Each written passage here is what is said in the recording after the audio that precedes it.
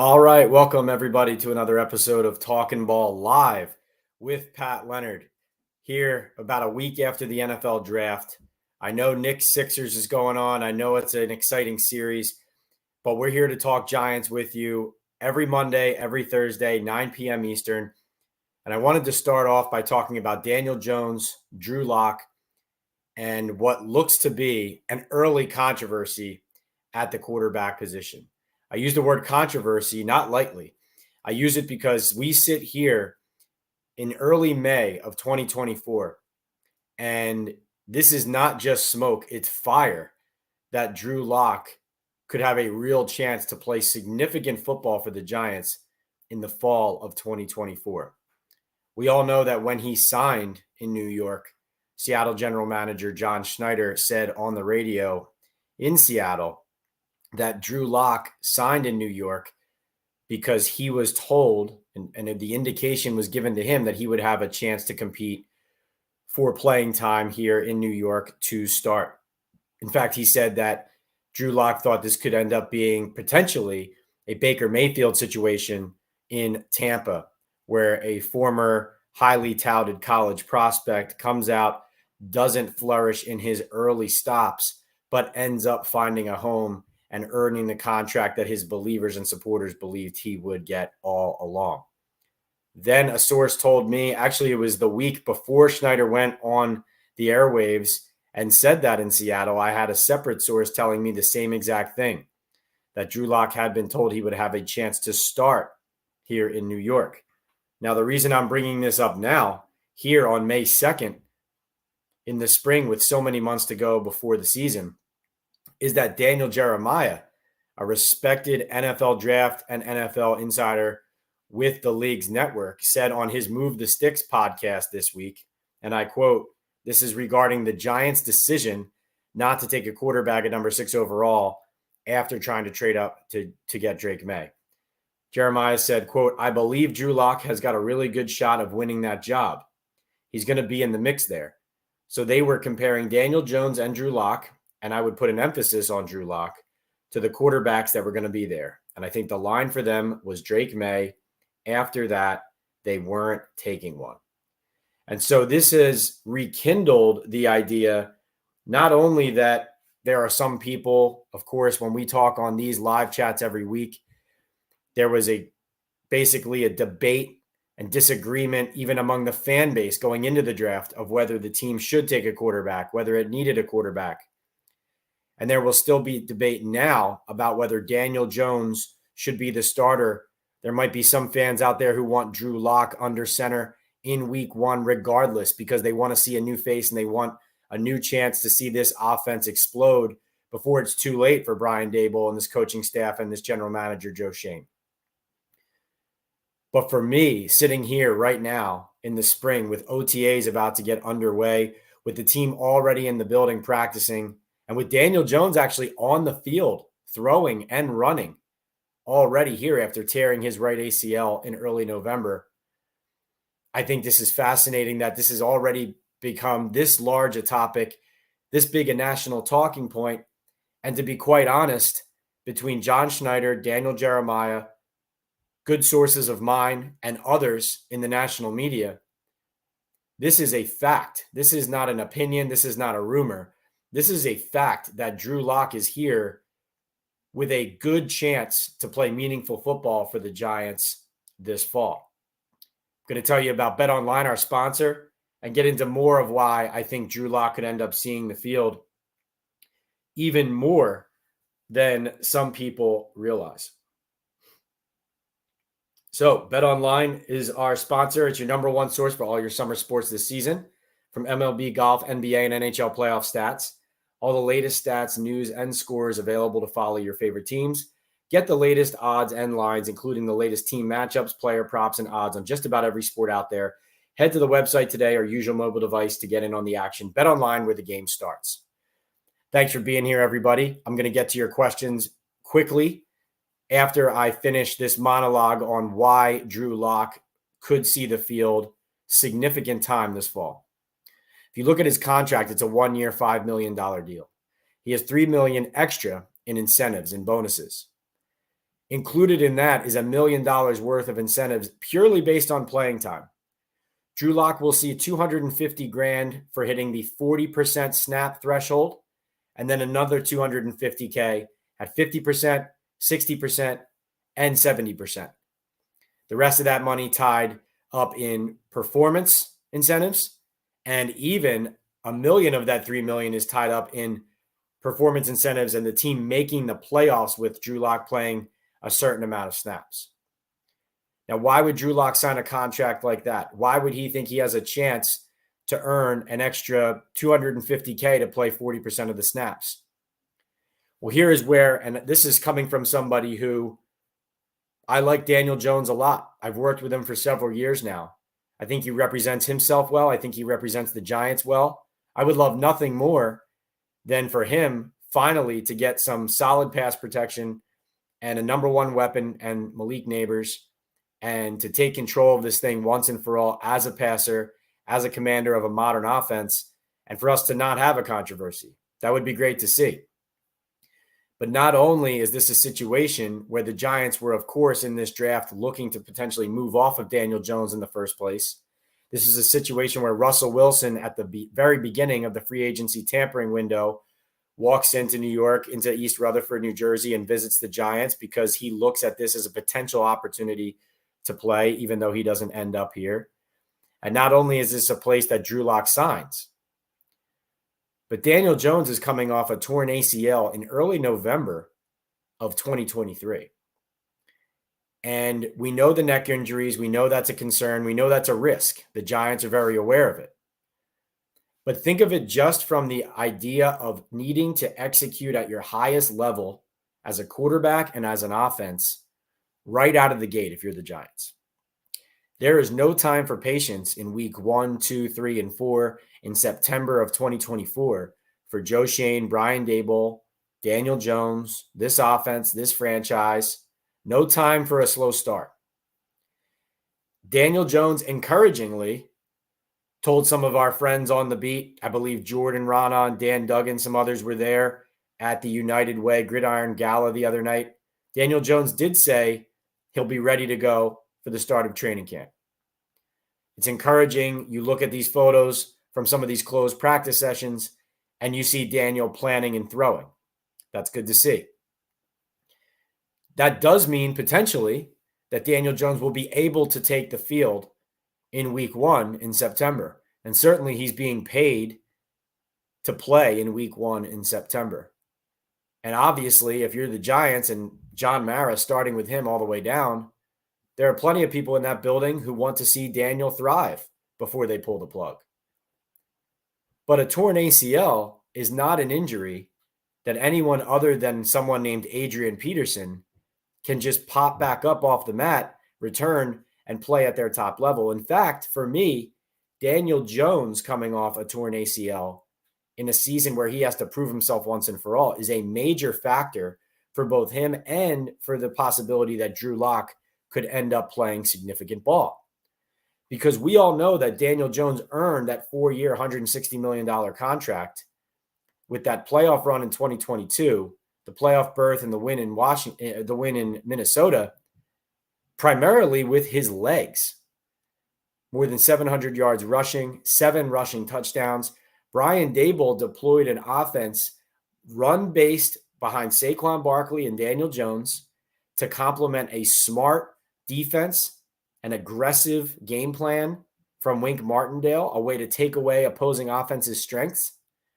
And Brian Daboll going to his strengths on offense, steering away from the weaknesses.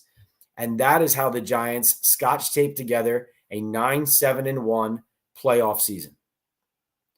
Daniel Jones, when Brian Daboll tried to open it up last season and turn this into a downfield passing attack, complementing that run game with Daniel Jones, the teams were ready for the runs that they had called in 2022, and the offensive line wasn't good enough. And when Daniel Jones did have some opportunities to make plays, he couldn't do it, right? So now we go into a season where I talked to some medical experts about this, and I've covered the NFL now long enough to talk to players about the ACL issue. Now, talking to a doctor today about this, Daniel Jones, where he is in his recovery process. If everything stays on schedule, he tore just that ACL on the right knee. Come September, he should be able to run fairly well in a straight line. And he's not a running back, so he's not going to be doing the start-stop cutting and acceleration, deceleration that a running back necessarily will do on any given carry. So the straightforward, scramble, escape from the pocket and get 5 yards upfield and slide, those things could look effective enough. But it's pretty unanimous that it's impossible, frankly, for Daniel Jones, even though he's diligent, he works hard, to get to September 1st, to September 10th, to September 15th, and to be at 100% mobility for what he needs to do to maximize his game. And this is where Drew Lock, who said when he signed that he anticipated getting significant snap opportunities in OTAs, at least that's what he was told was a possibility. Here's a guy who's going to have shown a lot of football through the spring and summer. And I'm not sitting here telling you that Drew Lock's a better player than Daniel Jones, because certainly based on their resumes, Daniel Jones has produced more in the NFL and accomplished more in the NFL than Drew Lock. And there's no question about that, right? But if Daniel Jones isn't operating at his highest level, if he's not functioning as 100% as an athlete, if he's not able to use his legs and he's purely a pocket passer until he feels more comfortable outside of a scramble here and there, can Daniel Jones even be effective enough to be the player he needs to be to beat out Drew Lock if there's a real competition? I think that's a legitimate question. And frankly, you can sense based on how much Drew Lock's name is coming out and how many people in the national media, let alone us covering the team day in and day out here in New York and New Jersey, you can tell that Drew Lock has supporters in that Giants building.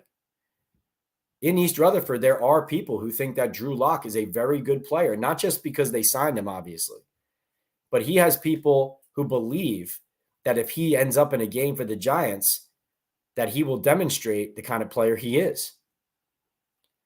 And here's where I want to leave this before I get to your questions. And thank you so much for being patient with me on this monologue. But I definitely wanted to open with some energy on a topic that, frankly, even though the Giants are, of course, projected in the bottom third of the NFL for next season, this to me is one of the most buzzworthy ongoing talking points in the NFL, frankly, because in the NFC East, for the Giants to not have this figured out and for it to be such a lingering question and one that clearly is not going to be resolved and is going to be an ongoing debate, this is something that we need to document and follow and cover extremely closely. And here's why I want to leave this before I get to your questions and comments. John Mara said at the owners' meetings when we were asking him about the potential that Joe Schoen and Brian Daboll could draft a quarterback, number 6 overall, or even in a trade up.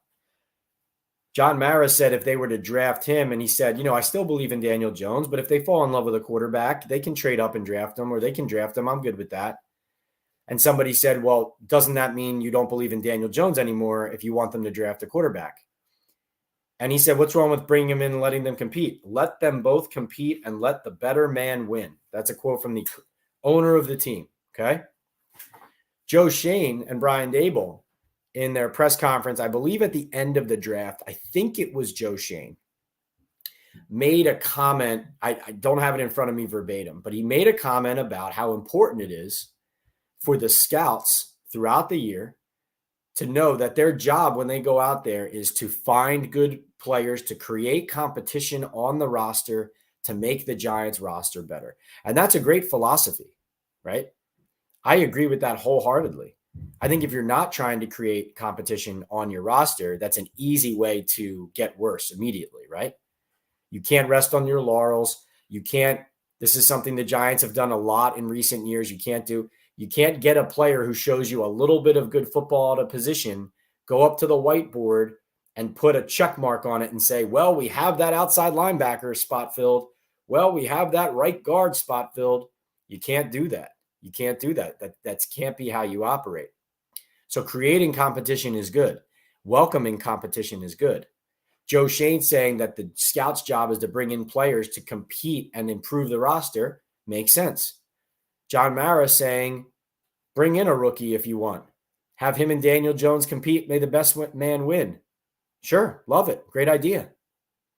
So why would they not let Drew Lock compete for the starting quarterback job with Daniel Jones? Ask yourself that question. Why would they not let Drew Lock compete with Daniel Jones for the starting job if they really intended for the best player at every position to rise to the top, the cream rise to the top to improve the team overall? Like I said, I'm not sitting here advocating for Drew Lock to start over Daniel Jones. I'm advocating for the best player at every position to start for the Giants in week 1. I think that's what Brian Daboll needs to happen, right? No matter who it is at any position, he needs the best players on the field to try to win some games to keep his job. I think Joe Schoen, that's what he needs. And I think if Giants ownership and the Giants organization understand what the lay of the land here, that's what they need. They need to show everybody that we put the best players on the field no matter what. Of course, we've seen in the recent past, by playing Tommy DeVito over a healthy Tyrod Taylor, the Giants aren't always going to do that. So it could be a fool's errand for me to proclaim that this is something the Giants need to do, should do, and will do. But I do think it's worth remembering that Drew Lock came here believing he would have a chance to compete to start, remembering that Daniel Jones with that ACL injury won't necessarily be 100%, and it's unfair to expect him to be when players like Saquon Barkley, Justin Pugh, these are guys who they come back the next year and they play at a pretty good level, but they are honest about the fact that it probably is taking them at least a full year to get closer to that, and then maybe even into the second full season before they can really nod and look at you and give you a smile and say, I'm back to who I was supposed to be. Saquon Barkley said that he wasn't truly feeling close to himself until after a full calendar year in that Saints game in 2022, coming off of the 2021 torn ACL in Chicago in September. Justin Pugh played a game a full year out after his torn ACL with the Cardinals when he started in Buffalo for the Giants straight off the couch. He helped the offensive line. He helped improve the offensive line. But coming out of this season, going into next season, I know Justin Pugh is looking forward to a healthy offseason to be able to ramp up to be at the full strength, quote unquote, capabilities of his body that he would have liked to be at, right? And so those are all different positions, of course, different demands on these positions. So it's not apples to apples. But it's just worth remembering that Daniel Jones is dealing with a significant rehabilitation that is going to hinder one of the strongest parts of his game, that Drew Lock came here to compete to start, and that according to John Mara and Joe Schoen and Brian Daboll and the Giants leadership, competition is welcome to improve the roster. To me, all of this points to the reason why, along with, of course, the sourcing that I have, Daniel Jeremiah has, other people have in the league. This is the reason why someone like Daniel Jeremiah is saying confidently on a podcast this far out from the season that he thinks Drew Lock has a chance to win that job. Because not only are there people telling him that there's a chance, but all of these other factors lay out before you, and in my opinion, reveal where this could go. Not where it definitely will go, but where it could go. And the last thing I'll say before I get to your questions is that Daniel Jones is a gamer. So what we will see out of Daniel Jones with a true competition at quarterback in training camp is the best version of him, or the best version that he can be given where his health stands today. All right, let's get to your questions. Thanks for listening. Jacob says, smash that like button and sub button for Pat on your way in. Thank you so much, Jacob. Really appreciate you. Again, guys, we are here on the Talkin Ball Live with Pat Leonard podcast. I'm the NFL columnist and Giants beat writer for the New York Daily News. Welcome. We do these on Mondays and Thursdays at 9 p.m. If you want your comment or question answered first or addressed immediately, you can purchase a super chat or a super sticker live while we're here on the air. If you don't want to do that, or you can't do that, whatever the case may be, hit the like button. That helps our engagement while we're live, brings our fans, more fans to the channel.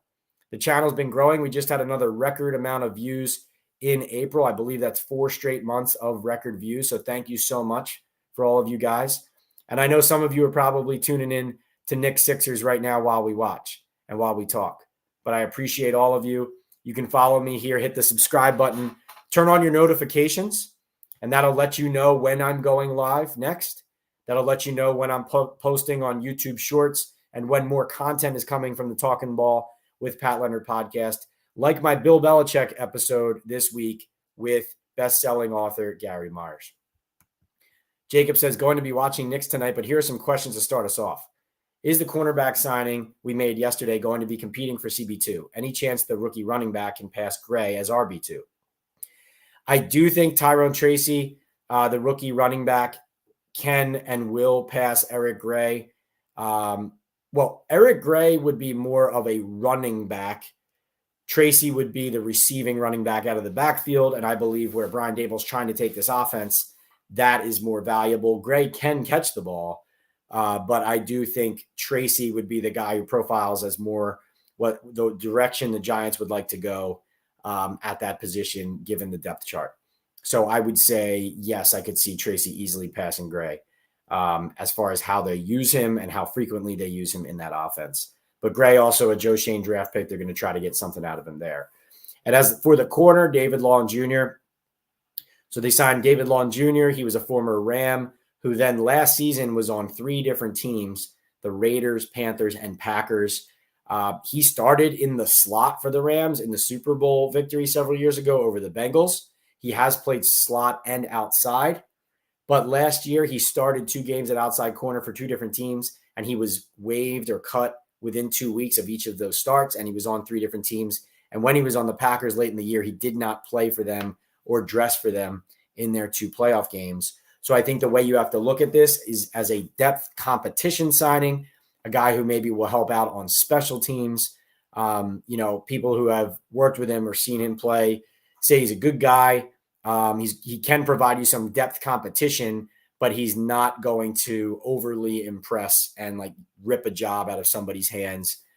So given kind of those scouting reports and that recent history, I still think it's more likely that as of right now, Nick McLeod and Cordell Flott have the best chances at that outside corner. I would say right now, if their secondary had to play a game today, I think their starting corners would be Deonte Banks on the outside, Nick McLeod on the outside, and Cordell Flott in the slot.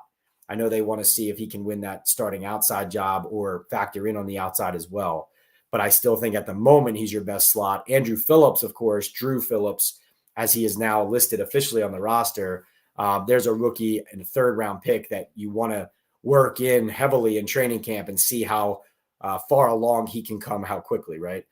He can factor into the defense. Jacob also says, listening back to the draft presser, Joe Shane talked a lot about continuity with defense. Do you think there is something there about that idea? He also mentions 3 more years with Aziz. Was this a mistake? Yeah, Jacob, he meant Bobby Okereke. He just slipped and said Aziz. We all kind of raised our eyebrows and said, wait, did you sign Aziz to a contract? No, he said he meant 3 years of Bobby, and he accidentally said Ojulari or Aziz.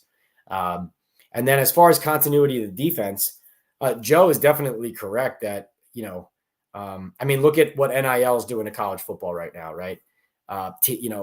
Teams, coaches, people are complaining that you don't have a program anymore because players are jumping from place to place. It's hard to even just retain them, let alone recruit people from the transfer portal from high school.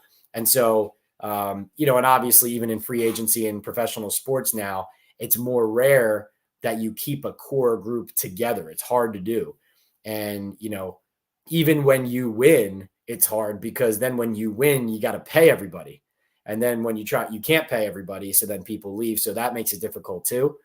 So to Joe Shane's point, what he's saying is don't pull the plug on something that is just getting started with young players. If you let them play together for several years, that's how something can gel and really turn this the right way. In theory, that makes a lot of sense to me.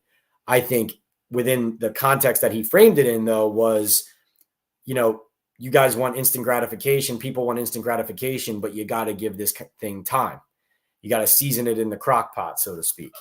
And I think that this is year 3 of a process. Like, this is not year 1. This is not year 2. This is year 3.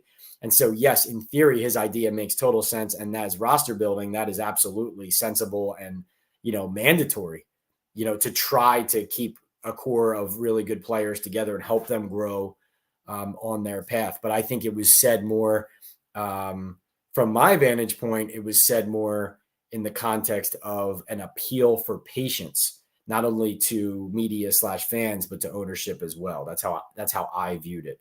But certainly I agree with the thinking in general as far as building a roster. Hunter says, good evening, Pat. Screwball Thursday. Actually, I'm drinking a State 98 coffee, and I poured some Kahlua in it. So no screwball tonight. Working on screwball right now. There's a huge opportunity right now for Screwball to sponsor this podcast, this YouTube channel, and we'll see how that goes, Hunter. But I would love to be drinking that live every night with that logo right here. I can smell the peanut butter as I'm talking about it. All right, let's get to the next question. Hunter says, any truth to this Kareem Hunt thing? I've also been seeing if Darren Waller retires, do we get cap relief equivalent to his money of this year? If so, we should go for a guy like Michael Thomas. The Giants will get cap relief if Darren Waller retires. And so if he retires, they will get cap relief and they will have some money to try to spend on an extra weapon potentially. And here's one thing I would say too. The Giants should be poking around the trade market at these receivers. If any,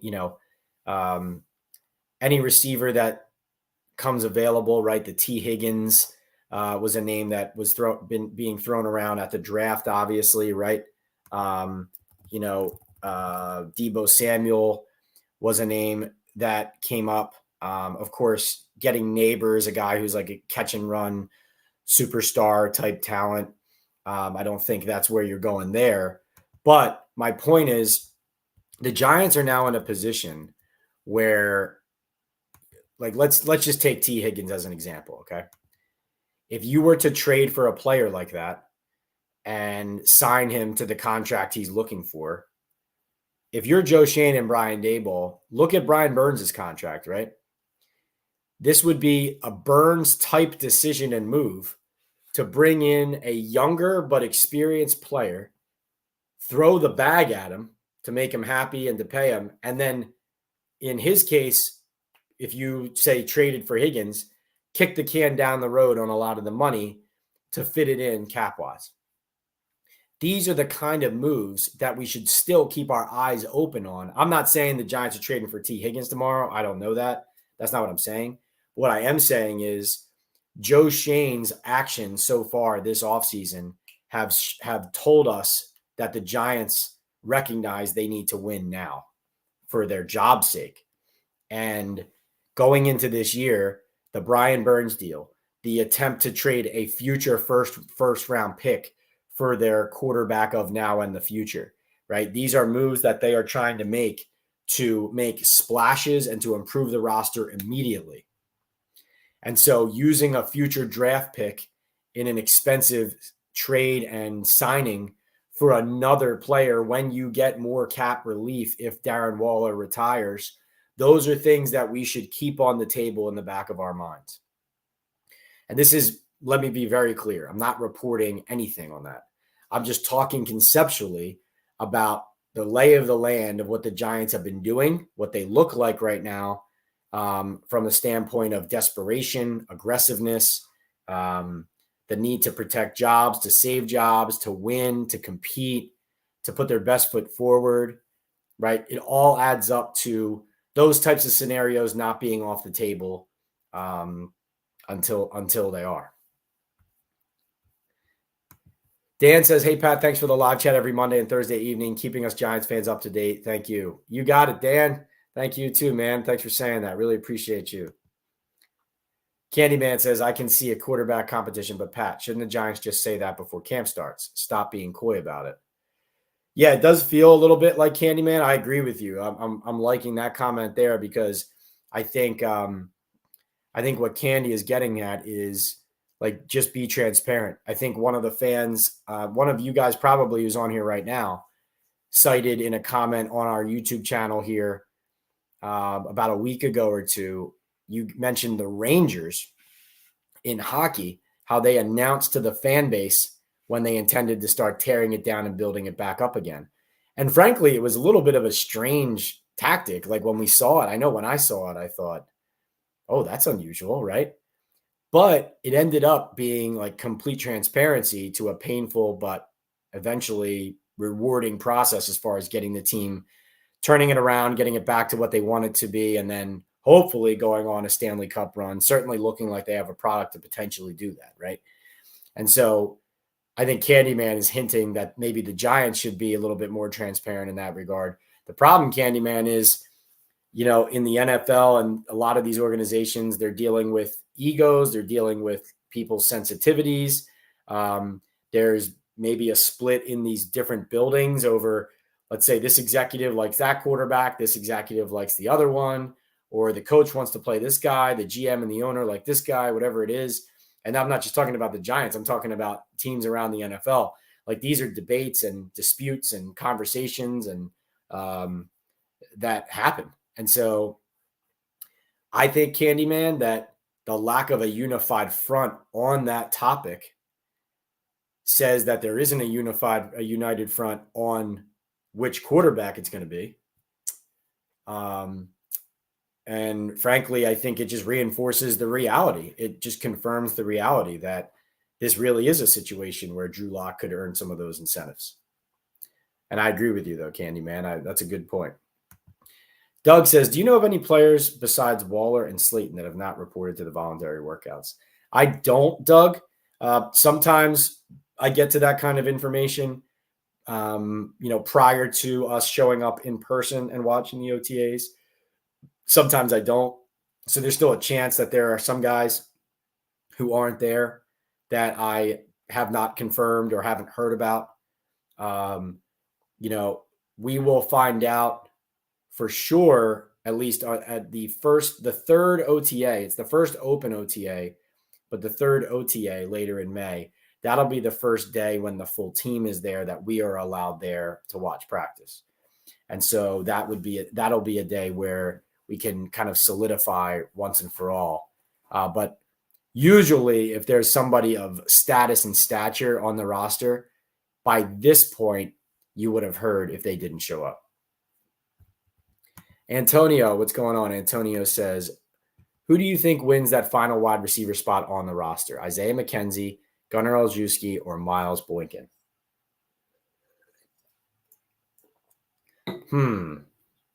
Antonio, are you counting Bryce Ford Wheaton on that?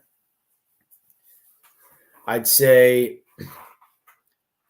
Boykin was brought here because he's a very, very good special teamer. I think McKenzie, I know IMAC, by the way, is his nickname. Awesome nickname, right? I think McKenzie's a guy who, with them bringing Tracy in, like, he's definitely going to compete to be like the kick returner, a guy who's a factor for them, give them competition. I do think with some of the bringing in a guy like Tracy who can return kicks, that makes me wonder whether a guy like Isaiah would struggle to stick.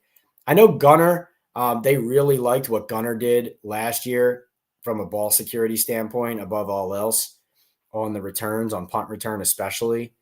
So to me, I view them as probably going with if it's broke, don't fix it, or if it's not broke, don't fix it policy with the punt return position. That's my guess. So I would say Gunnar. But, Boykin's a guy who they brought specifically for special teams reasons. That's actually a pretty hard question. Antonio says, do you think the Giants would be open to re-signing Justin Pugh, Tyree Phillips down the line? Yeah, I do. It sounded like from Justin Pugh's recent podcast, he's on the Net Worth podcast, by the way, go give him a follow as well. Great guy and friend of the show here. Justin almost made it seem like he was maybe feeling a little bit differently about the potential of coming back. Like right after the season and a month after the season and going into free agency, it almost sounded like kind of that ship had sailed. But definitely sounds like that the Giants aren't off the table there. Tyree Phillips, we'll see on his health, and how he's coming along and whether he's ready. I mean, certainly he's a guy who has helped him anytime they've given him an opportunity.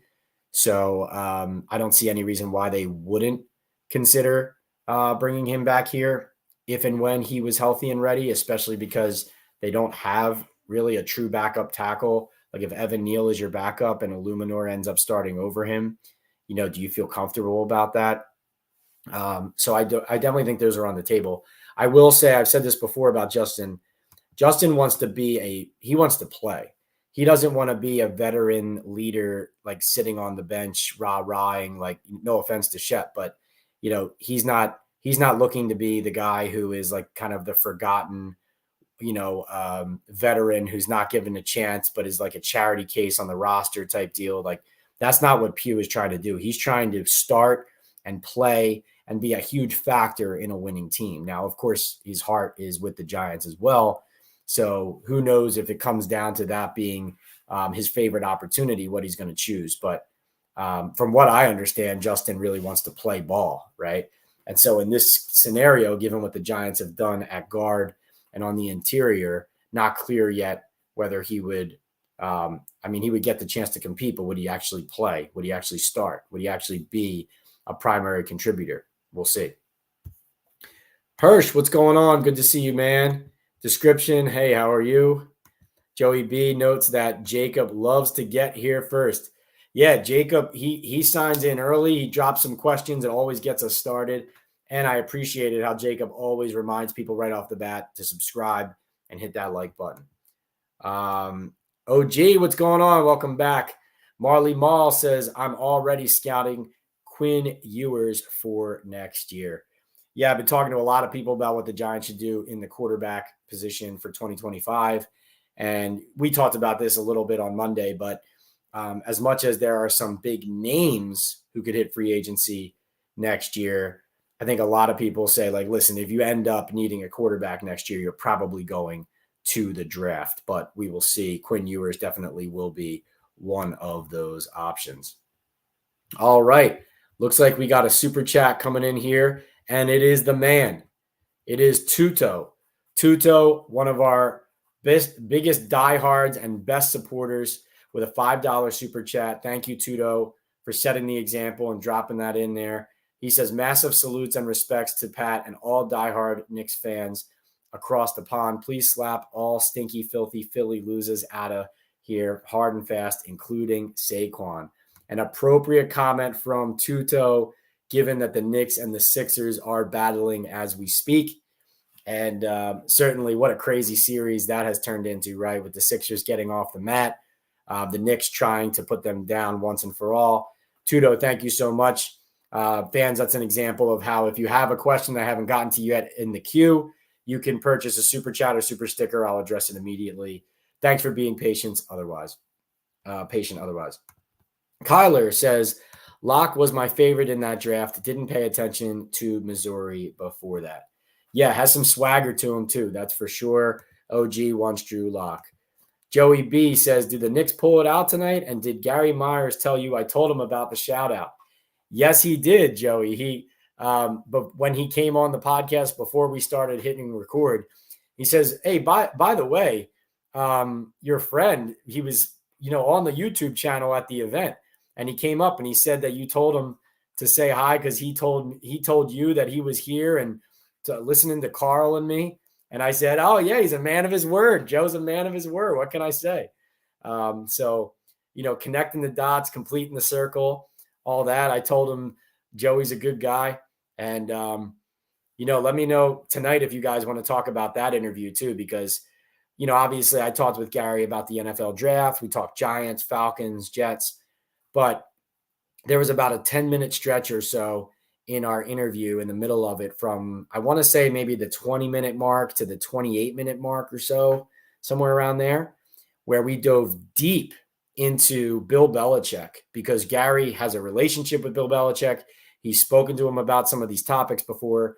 And if you didn't catch that episode, go and watch it tomorrow or sometime this weekend or early next week.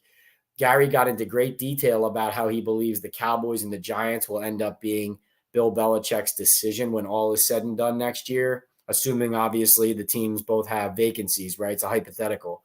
But he got into detail of why he thinks those are the options, of why Bill Parcells factors in, of what that means maybe for Joe Shane, for Brian Daboll, and talked about a private conversation he had with Bill Belichick about his plans for the future. So really fascinating stuff. Joey, thank you for passing that along to Gary.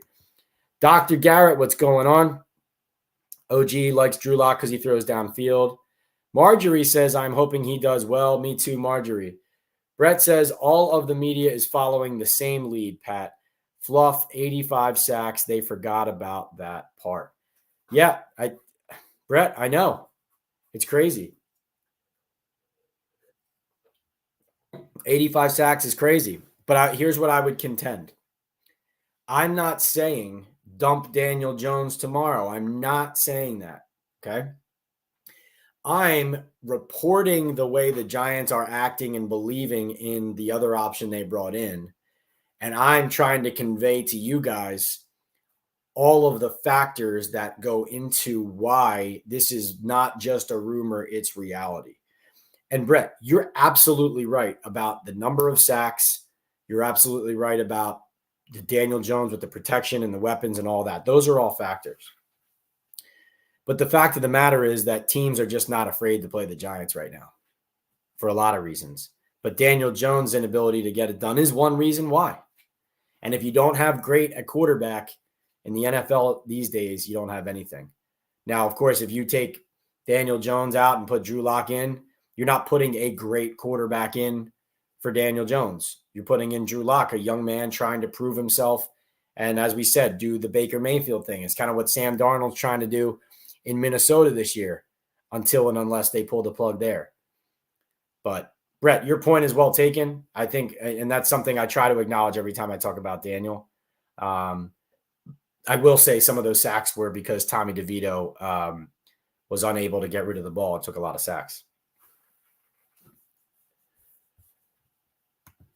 Yeah, OG loves the Giants. He's just sick of watching Daniel. Blazing Brazen says, do you think Daboll will adjust his get ready for the season schedule during preseason? They started painfully slow in the past. I think he has to, Blazin. I think in training camp, I know you need to be attuned to guys' bodies. That's great. But I think that you need to be working smarter, not less. So I think stop taking off days left and right with veterans and just work smarter about how you're practicing, what you're doing. But frankly, you need to play real football. You know, I know I lean more onto like the coach side of this than, let's say, the trainer or GM side of this kind of stuff. But you need to play football to get ready to play football. And what I mean by that is if you don't play real football in pads and work at full speed in the summer and play your starters at times in the preseason, it's hard to just walk right into week one and be hitting on all cylinders and expect your team to shine. It's hard. There are some teams, obviously, who don't believe in playing their starters in the preseason. Some of it works out for some, doesn't work for others. But for the Giants, they need to be in a position where they're ready to play. And you got to keep your guys healthy. But frankly, I also subscribe to the theory that guys' bodies need to be ready for the beating they're going to take. You can't just keep them in bubble wrap and in week one, unleash them and let them go and expect their bodies to react well to it. And I think it should start here in the spring, Blazin. I'm actually a little bit worried. I have to be honest, Blazin. Like when you walk to this rookie mini camp on May 10th, May 11th, when we go to these first couple OTA practices, there's a limit on what they can do, right? It's the off-season rules govern this stuff, and it's really, not in favor of the developing the players. But you want to see them maximize the work they're doing on the field. You don't want to see them soft pedaling it and slow playing the acclimation of these players. Like these guys that you drafted this year, they need to come right in and help you now. And so, I need to get a sense early that that's happening. Steven says it's not Giants related, but no one is talking about how ridiculous the Bears wide receivers are. Their core is Randy Moss and Wes Welker tier good. Steven, I agree. Keenan Allen is easily one of the best route runners in the league and one of the most underrated players in the league every year. And of course, anyone who plays fantasy football knows how good Keenan Allen is because you see how many points he gets you every week in PPR when he's healthy. And, I think drafting Odunze in the first round there after taking Caleb Williams, I think given the fact they already have DJ Moore and they have Keenan Allen, they have Cole Kmet, right? They have, Swift at running back, all these guys. To me, I think they could have helped their offensive line there. Their offensive line isn't necessarily like finished. I mean, they're not there. But I think with Keenan Allen's track record of coming in and out of the lineup, he's up there in age now. I do see a path to rotating and working those guys in, maybe keeping Allen on a smart snap count of sorts at times, given game situations, and then really kind of working in Odunze as well, so he's not playing 100% right away. But you got guys like Odunze with the jump ball ability. You have Keenan Allen underneath, right? Catch and run, 3rd and 6, catching the ball at 4 yards downfield and getting upfield for 3, getting the first. You have DJ Moore with that explosiveness, a possession wide receiver, but a guy who can also go and take the top off too. Caleb Williams is going to have a fun year. And Cole Kmet, don't forget him, the tight end out of Notre Dame, just an excellent red zone weapon. And Steven, I think you hit the nail on the head. Randy Moss is Randy Moss, and this team doesn't have a Randy Moss. But I will say that the combination of Rome Odunze and Cole Kmet in the red zone with their size and jump ball ability and 50-50 ability, that to me stands out the most. My main question is, Caleb Williams take care of the ball, right? Can the Bears offensive line and running game protect him enough so that it's not just him running for his life or, trying to improvise all the time? We can't be running the offense like that if you're the Bears. And then it's just, keeping guys like Keenan Allen, keeping these guys healthy, right? But protect that ball and running a real NFL offense and recognizing you're not at USC. And you just have to be smarter with the chances you take. Let's see. Blazin' Brazen says, when did we last beat Dallas? I believe that was Joe Judge 2020. Do I have that right? When they beat them, when Wayne Gallman fumbled and then sat on it and recovered it with his with his ass. That was a win over the Cowboys, right? I think so. Adam says, I want to see Danny Dimes with a functional line and a wide receiver one just once. Rooting for the man. These lives are great, Pat. Thanks. Adam, thank you so much for being here, man. And thanks for saying that. Xavier says, Daniel Jones leading us to the playoff this year. Love the confidence. Hirsch says Daniel is done after this season. Xavier says, we really sitting here saying Drew Lock is better. No, I'm not saying that. I'm saying that Daniel Jones not being 100% the athlete and the mobile quarterback he needs to be at the start of the year could further open the door to Drew Lock is what I'm saying. OG continuing to make his argument that he wants to see something new. Brolo says Drew Lock is going to be Neighbors' favorite quarterback. Xavier says Danny is going to be the comeback player of the year. I do love how there is a split in the fan base over this conversation. And not a nasty one, not an antagonistic one, but just there are people who see the promise in Daniel Jones and want to see him flourish and succeed. And there are also people who feel like they're being more realists about, I don't need to see any more. It's time to pull the plug, right? Larry says, did the Giants scout Spencer Rattler, a 5th-round pick, loaded with talent and highly regarded at different levels of his development? Yes, Larry, they did. They had him even in for a top 30 visit into East Rutherford. So they did the homework. Frankly, I was skeptical early in the process that they would consider him because he was 6'1". And typically when the Giants draft quarterbacks, it's more they believe very much in size, strength, speed. height matters to them with quarterbacks. So that's why a guy like Joe Milton stood out to me in the late rounds compared to Rattler early on. That's also why they draft Eli Manning, Daniel Jones. They wanted Drake May. I believe he's 6'4". That matters. Now, as we got closer to the draft, though, they brought Rattler in. They brought Bo Nix in. They did work on some more quarterbacks. They were very diligent about that.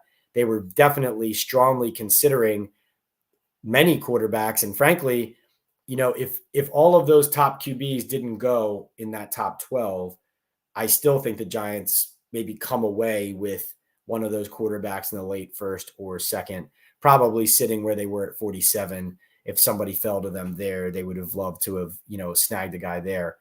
But clearly after that top group, they just weren't interested. And, closer to the draft, though, they did a lot of work on Rattler.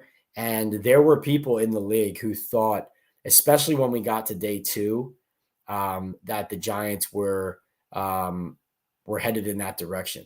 So obviously they didn't end up doing that, though. But they did do that work.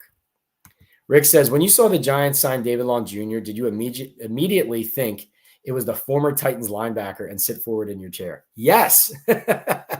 Yes, I did, Rick. Yes, I did. All right.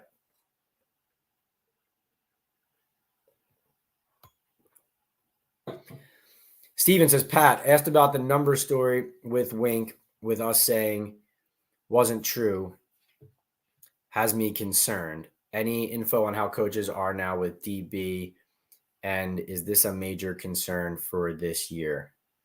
I think you mean BD, Brian Daboll. Well, a lot of coaches are gone from that staff last year for reasons like that. Yeah, I think that was more a situation in practice of like the player wearing a number that would reflect the position he was playing on the defense against the offense in the scheme they were running. And whatever that story got spun into to kind of, it looked at least like a takedown attempt at why Martindale allegedly was undermining Brian Daboll. Ugly stuff. I mean, go back and play that day back again and think about why did things happen the way they did, starting from the press conference where the Giants, fired their offensive line coach, Bobby Johnson, and Thomas McGahee, special teams coordinator. And it came out just before the press conference with Joe Schoen and Brian Daboll began. And then at that press conference, Brian Daboll and Joe Schoen announced that they expected both Wink Martindale and Mike Kafka to be back. And before the end of the day, Wink Martindale had stormed out and resigned as defensive coordinator after Brian Daboll had fired his most trusted right-hand man, Drew Wilkins, and Kevin Wilkins, his brother. So just think about how that day played out. Do it in chronological order. Listen to what was said, and then follow and watch what was done, and connect the dots when you're reading that story that I reported. All right, J-Jan says, this pass rush I'm hoping elevates the team. G-Men, that is what needs to happen, J-Jan. I think that this pass rush absolutely has to be the strength of the team. And of course, given what they've invested in it with Kayvon Thibodeau, number 5 overall pick, Dexter Lawrence, first round pick, mega contract at defensive tackle, Brian Burns, first round pick, huge contract, like league leading nearly at his position, second behind Nick Bosa contract at edge, 3 first round picks, 2 mega contracts. It's time. It's now or never. That has to be the strength of the team. It's going to have to elevate the team. That's going to be where they need to make their mark. J-Jan also says, I'm so back and forth with Daniel Jones. I don't know. It's hard. There's a lot to like, and there's a lot to be concerned about. That's part of the tricky part. J-Jan, thank you so much for the super chats. Really appreciate you and your support, man. Simeon with $5. Thank you, Simeon. He says, is there any truth to the rumor that the Giants were hoping that Joe Alt slipped down to them? If so, does that mean they are done with Evan Neal? Simeon, I do think I talked to people about Jermaine Illuminor, and in regards to Evan Neal, there are people who say, look at that Jermaine Illuminor contract and tell me what kind of money that is as a free agent. In other words, Jermaine Illuminor is making enough money where it's hard for people to see him sitting on the bench as the swing tackle behind Evan Neal. Now, Illuminor can play guard as well. So you're paying him as a guy who's versatile enough to play guard and tackle. And certainly there's scenarios we've discussed where he could end up being a starting guard too. But I think the discerning eye looks at the contract he received and where Evan Neal is. And as I've been reporting throughout the offseason, the Giants' intention is to give Evan Neal every chance to win the offensive tackle, the right tackle job, to protect the starting right tackle job himself, to get healthy and to do that. And that's the plan going into the offseason. But we talked about competition earlier. That competition makes the roster better. We talked about that with Daniel Jones and Drew Lock and what I think should happen there, that both players should have a chance to compete for that job. And I think that tackle needs to be no different. And I believe that Illuminor is here eventually to be the starting right tackle. The concern, of course, if that happens, so that would be if Evan Neal falters. If that happens, Evan Neal, can he be that swing tackle you need? He's not playing on the left side if Andrew Thomas gets hurt. So then are you in a position where Andrew Thomas, let's say you don't want it to happen, but let's say Andrew Thomas had to miss a game.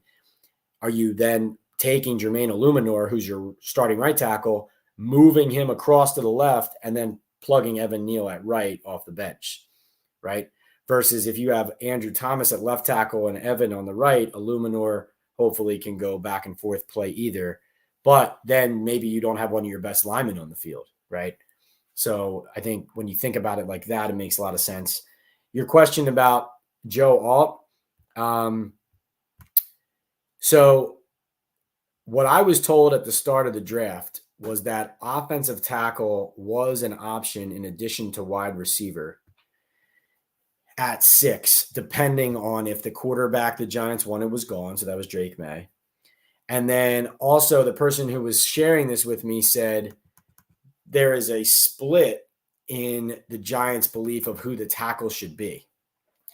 And so, it sounded to me, now this was one person who's very plugged in, who I trust, was saying it seemed like there was a split in who their favorite tackle was. So yes, tackle as a position to be addressed in the first round was on the board, but this person's feeling was like ultimately maybe it'll just be a receiver because there's not a consensus at tackle, but there will be at receiver when they're on the pick. There is no truth to the fact that they were trying to trade up to 3 for Joe Alt. They were trying to trade up for Drake May, the North Carolina quarterback. Let's see. Seraph Network, Simeon, thank you for that. Seraph Network says Drew Lock isn't good enough to unseat Daniel Jones. I will say that the wide receivers probably want him to win the starting job, though. Yeah, that's a fair point, Seraph. Like you're saying, he pushes the ball down the field, gives them more opportunities, but in the end isn't as productive of a quarterback. No, that's fair. I mean, in fairness to Daniel Jones, right? Drew Lock's best season, his only season where he played, I think, more than a certain amount of games. Like he was 13 starts in Denver in 2020. He had 16 touchdown passes, 15 interceptions, and like a 57% completion percentage. So certainly we're not sitting here saying there's an obvious, like enormous star behind Daniel Jones who needs to play, but it's more of that's why I led with this monologue and this idea and the argument for why it makes sense that there would be a competition and why Drew Lock, the signs point to him having a chance. Stanley says, hey, Pat Leonard, what did the Giants see in Daniel Jones and why are they building the team around him when he's mediocre?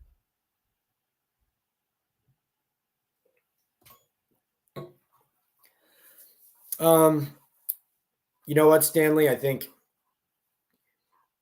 they love a lot about Daniel as a person, as a player. He's athletic. He has made some important plays in some victories for them, namely the playoff win in Minnesota and that late season win over the Colts going into that. Of course, when you bring those up, you have to bring up the games like the Seattle game last year, the Eagles playoff game, games, of course, where, the Niners game last season, games where he is obviously on the cusp at times, but not quite there, right? And, for every game like that, then he goes and plays the Arizona Cardinals and is lights out in the second half and claws you back out of the gutter to a victory. You know what I mean? So I think Stanley, it's like that conversation, like JJ was just saying, he waffles back and forth. If you pay attention to Daniel's game enough, you see moments where you say, there it is. And then you see moments where you throw up your hands and you say, I'm done with this. Frankly, Stanley, ownership has a strong feeling about Daniel Jones. And Joe Shane signed him to a 4-year, $160 million contract. So even though this regime came in viewing him one way, by signing him to that contract, they have now married themselves to him. But certainly they were trying to replace him and trying to go get Drake May. They just couldn't get him. Yeah, as OG mentions, opposing defenses do not fear the Giants offense. That's true.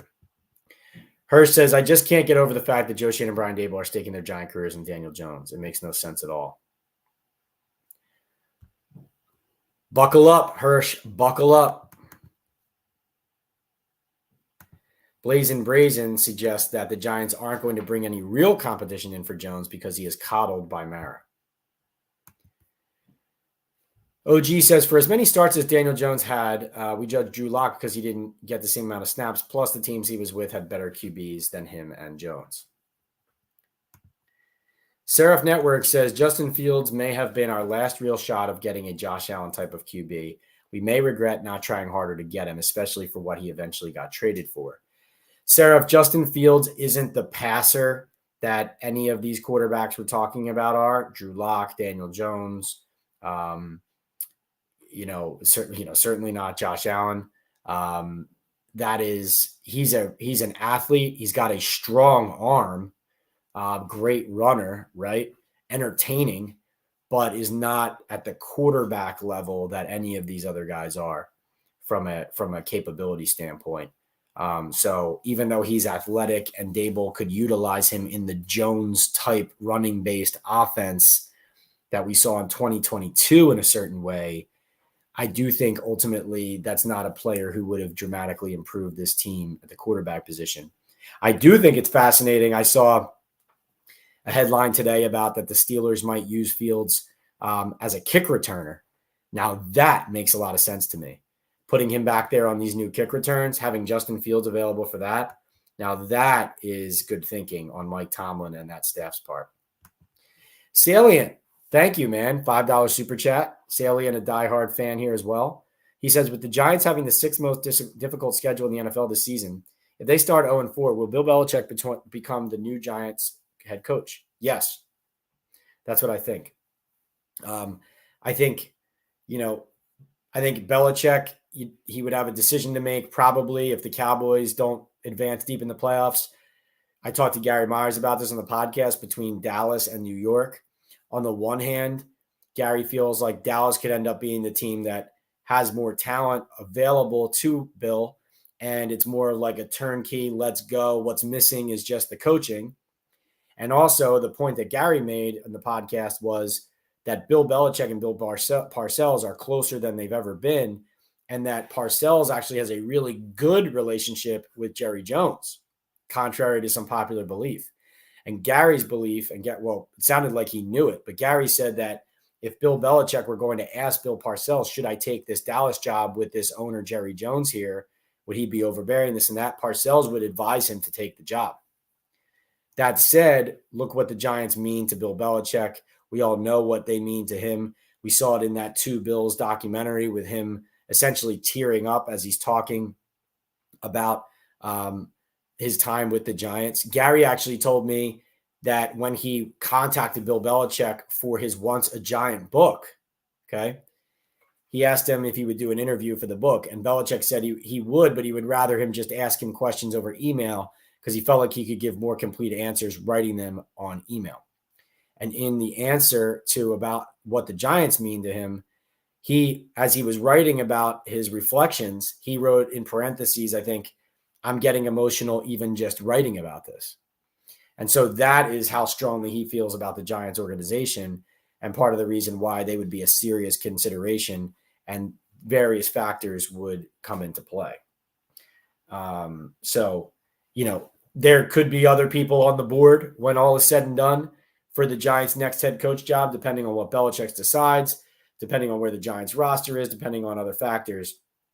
But certainly, you have to exhaust that option in that scenario before you go elsewhere, given that Bill Belichick is a free agent. Salient, great question. But yes, your premise, the premise that if they start very poorly immediately, will they rip this up? Yes. Ultra Gamer says they ain't leaving $40 million on the bench in regards to Daniel Jones. They need to win games, though. So whatever they feel gives them the best chance to win, that's what they need to do. Michael says, hey, Pat, with DJ not 100%, do you think Drew Lock is better suited to use offensive weapons and stretch the field? His performance against the Eagles and his stint against the Giants suggest that he is.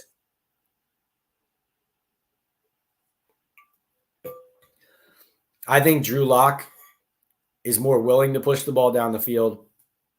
And if Daniel is not capable of doing the running that he needs to do to be at his top level, it increases the likelihood and the possibility that Drew Lock could win the job, because I think it starts to level the playing field.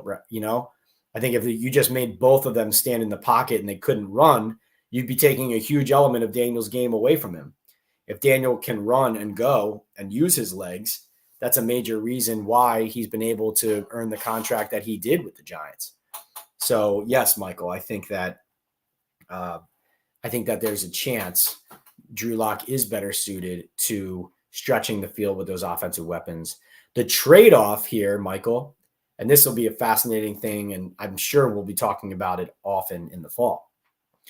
Daniel Jones, obviously, we know when Pat Shurmur was here, when he was a rookie, Daniel Jones was throwing the ball down the field and he was scoring points, but he was also turning the ball over. And so from that point, the Giants reined him in, and they really just tried to coach him to protect him from those records amounts of turnovers, the fumbles, the interceptions. It was primarily the fumbles in the pocket, right? And since then, Daniel Jones has had to learn how to take those shots in a smart way down the field. But he's being coached up until recently, frankly, he's been coached ever since to be careful. And he's been able to cut the turnovers down, but especially under Jason Garrett, it was at the expense of really trying to make a play, right? It was just like protect you from yourself type stuff. The trade-off with Drew Lock is he will push the ball down the field. He's never been shocked into not taking those chances necessarily. But he did have the 15 interceptions to the 16 touchdowns in Denver. And so what we know about him is he's going to let it rip, but sometimes it's going to go to the other team. So it'll be, what do you want? A guy who's going to take some chances and push the ball down the field, maybe score some points, but also turn the ball over, or a guy who's more conservative, is more mobile, maybe eventually as his legs get stronger, and is maybe going to keep you in games, but not get to high scoring games often. That'll be an interesting dilemma. Blazing Brazen says, trust me, I have family that are Bears fans. You don't want Justin Fields. OG says, I leave mediocre on the bench. Larry says, interesting you say that, as that means should he tank again, Shane won't get fired. Shane could lose his job depending on how bad this year goes. I agree, Larry, that it's less likely than Dable. But I definitely think that there is pressure on Shane this year. And the Giants don't tank because they were in position this year to have a top 3 pick, a top 2 pick, maybe even a top 1 pick. And then instead of trading Saquon Barkley away, getting assets at the deadline, trading Xavier McKinney away, getting assets, tanking, and just getting that player, the Giants kept Saquon through the deadline. They tried to make it work with Daniel Jones when he came back off of the neck injury. They tried to finish strong, and they won just enough games to win themselves out of their quarterback. So if they weren't going to tank then, Bookend says, we'll see. But one issue with Locke coming out of college is he didn't really know his college playbook. Maybe that's not the case anymore, but Dable's playbook is complicated. So there's that. I think that's there are complications as far as like details in the playbook, but I don't view that. I wouldn't view that as a reason why he wouldn't fit with Brian Dable. I don't know if it's as complicated as that makes it sound, even though there are various wrinkles to it that you do have to master. Let's see. At the end of the day, it's Dable's decision. Is it, or is it the organization's decision? Brett says, name another quarterback that went through what Daniel Jones has been through with a horrible line, different coaches, coordinators, injuries, no receiver, one. I was rooting for Bachman to make the team. That's where I'm at. Hey, Brett, I'm not saying it's fair. I'm just saying this is where we are now. But you're absolutely right that Daniel's dealt with a lot. There's no question about it. But you can't – at a certain point, you have to stop. You can't make excuses. And frankly, Brett, this is what I always come back to on this. Last season, I felt like at the beginning of the year when they weren't winning and they weren't scoring, I was making excuses for Daniel because I thought he deserved it. The offensive line was like you couldn't function as an offense, right? So I totally agree with you. And that's how I was covering the team. And I'll never forget, like especially after that Seattle game where Dable got frustrated with him for the turnover and the pick six in the red zone. Daniel was harsh on himself, more harsh than anybody else was, more harsh than anyone in the media was being. Like he was like, I'm not playing well enough. It doesn't matter what this and that and the line and this, like I didn't play well Sunday or Monday. I'm not playing well enough. I have to play better. And so to me, I thought Daniel came clean, was accountable. And even though I agree with you, Brett, that the deck was stacked against him last year for sure. I mean, there's no question about it. But he was very clear and honest about the fact that he had some chances to make some game-changing plays and didn't. There were some missed throws in San Francisco. There was a nothing first half offensively in Arizona in week 2. There was a nothing week 1 against Dallas. There was the Seattle game where they had a chance to take the lead and take control of that game at home in primetime, win the game, and he threw a pick 6, right? But I'm just saying Daniel was as, hard on himself as anybody. Michael says, hi, Pat. Thanks for taking my questions and statements. I always show my friends. Thanks, Michael. I appreciate you, man. Thanks for always participating and being here. Remember, guys, you can ask a question in the comment section. I'll get to it. I'll get through all the questions tonight. If you want your comment or question addressed immediately or first, you can jump the queue by purchasing a super chat or a super sticker. It's a great way to support the channel. Appreciate all who do. If you don't, no problem. Hit the thumbs up button, though, while we are on live. I appreciate it if you like this content because that sends out a message through the algorithm to everybody on YouTube that we are live, that we are here, that we are talking Giants, and we're talking NFL, too. I like that we're branching out, talking some Bears, talking some NFL tonight. This is an NFL show. It's a Giant-centric NFL show. But I definitely love to talk about what I know about the league, have connections around the league with different teams, and I like to dive into that as well.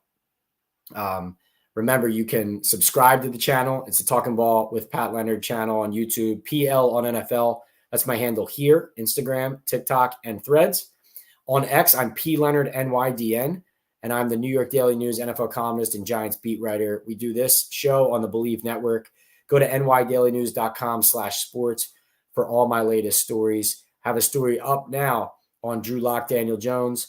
Have another story up on the Giants roster where it stands now, where I see the rookies fitting in. And so that'll give you the lay of the land of where the team stands and where we stand going into rookie minicamp next week. And the OTA program where we'll get a better feel for what the Giants look like on the field. Let's see. OG says, I think the defense is going to be good this year. I'm optimistic about that. They're going to need to be for sure. Really interested to see how Shane Bowen deploys these players and who steps up as leaders because Bobby Okereke, we know, is one. But Brian Burns, Dexter Lawrence, Kayvon Thibodeau, we mentioned those guys up front. Nick McLeod has a good opportunity on the outside to lock that down. And he would be a leader as well as a primary contributor. He is a guy that people gravitate to as well. Bookend says defense definitely should be good. Definitely want to see improvement from that front seven. Yep, they need to stop the run. It starts with that.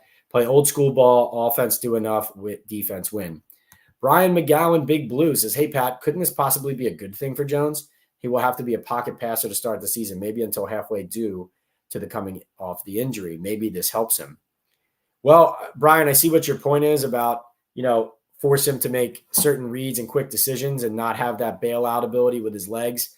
I go back to thinking of that one game against maybe the Cardinals when Judge was here, when he was hurt and immobile and he had to operate from the pocket and he couldn't move. It was so bad. I mean, I know he was completely immobile and couldn't move very well, was injured. But I just always think back to that game and think, man, oh man, like this guy needs his legs. But you could be right. Maybe the processing speed changes given that he doesn't have the legs to bail himself out. Miz says, hey, Pat, I'm hoping for Kareem Hunt. Mix that bull into this. That type of runner would be nice to have. That would be an interesting player for the Giants to add, given his history back in, Cleveland? Kind of like, what was he, kicking a woman in a hallway, I think. I know that was a while ago now, and various teams have employed him. I do not view him as a guy that John Mara would welcome into this organization necessarily, but maybe we're far enough away from that people wouldn't react to that. But that would be, to me, something that the Giants would have to do significant work on before they signed off on that. That's just my immediate reaction. Michael says, from people you talk to in the NFL, do they view the Giants as a premier franchise? I get crap for being a Giants fan, but they are a storied franchise. They are a storied franchise, a landmark franchise, Michael. But people in the league right now feel like they've lost their way, for lack of a better term. I mean, the Giants still have what they can always fall back on and show people is those 4 rings, those 4 Lombardi trophies. There's plenty of franchises out there who haven't gotten anywhere close to that point, right? And so as much as people want to bang on the Giants, it's also something to see for Lombardi's in the trophy case, right? But given how the Giants have really struggled over the last decade, right, to put it together, decade plus, to put it together for any consistent amount of time, in the NFL, they are viewed as one of the franchises that gets in its own way rather than evolving to a modern approach. They tend to, how do I put this? They tend to abandon their process when they get excited about what things look like with certain players or with their team, and they end up misevaluating themselves. And that's evaluating yourself isn't easy. I mean, sometimes when you get a pat on the back, it's really hard to be humble again. You know what I mean? And kind of have the same approach you did before you, quote unquote, got big or had success or whatever it was. But the Giants just have a real hard time over the last decade plus of drafting well, of evaluating well, of putting a team together, of hitting on some of the premier picks that they've had. Even you go to like employing Dave Gettleman as the general manager in the first place. Like, why does that happen? The connections to ownership, part of the family, those types of things. The Giants just have, I know with Joe Schoen and Brian Daboll, of course, they're trying a different approach, they feel. But still, this is just a team that even when they evolve some of their processes, they're still unable to get out of their own way.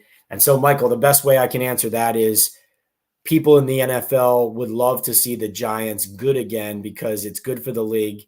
It feels weird that they've been down this long, and they are a landmark franchise.